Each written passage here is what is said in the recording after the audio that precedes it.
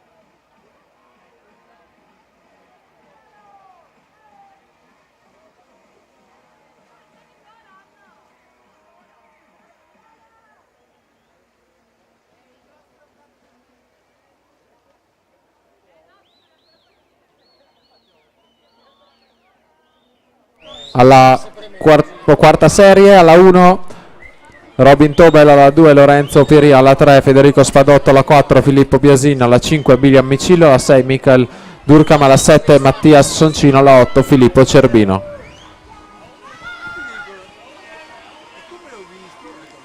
(60 e 16) Matteo Barotti su Michele Malievic, 60 e 32.